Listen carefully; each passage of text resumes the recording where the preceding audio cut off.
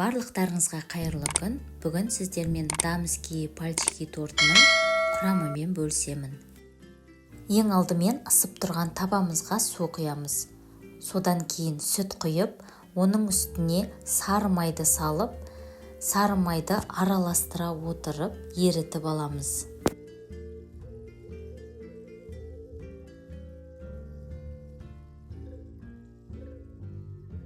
Келесі аздап тұз себеміз. Консистенциямыз қайнайын деп жатқанда, оның үстіне сито арқылы ұнымызды саламыз.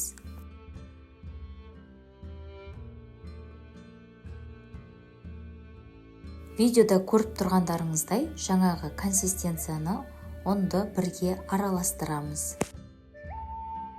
Ақырын отта біркелкі қамыр болғанға дейін араластырамыз. Яғни жаңағы консистенция толығымен қамырға сіңу керек. Бізде осындай қамыр шығу керек. Енді қамырымызды кондитерлік қасықпен осылай суытып аламыз. Суығанын қолмен ұстап көреміз. Қамырымыз жылған кезде 4 жұмыртқаны бір-бірден сала отырып, жақсылап араластырамыз.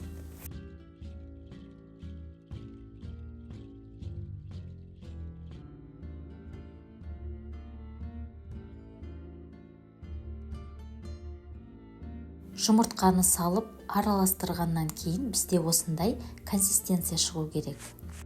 Келесі консистенцияны кондитерлік пакетке видеодағыдай салып аламыз. Кондитерлік пакеттің бас жағына торттың насаткасын салсаңыздар болады. Енді формамызға пергамент қағазын төсеп, видеодағыдай салып шығамыз. Келесі духовкада 160 градуста 25 минут пісіреміз. Келесі торттың кремін дайындаймыз. Ол үшін бір ыдысқа майлылығы 30% қаймақты саламыз. Қаймақтың үстіне бір банка сгущенканы салып, 2-3 минуттай миксерлейміз.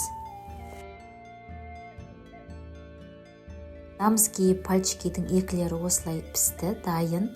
Енді бұл екілерді жаңағы біздің кремге осылай салып, 22 сантиметрлік формамызға салып отырамыз.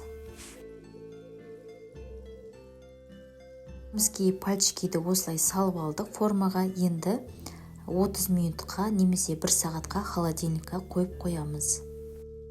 Міне достар, біздің тортымыз холодильникта 30-40 минуттай тұрды. Қазір формасын аламыз.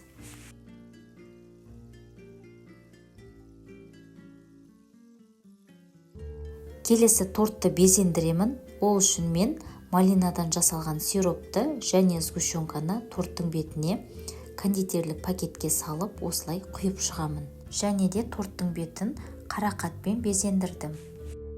Достар, сіздер өз қалауларыңызша безендірсеңіздер болады.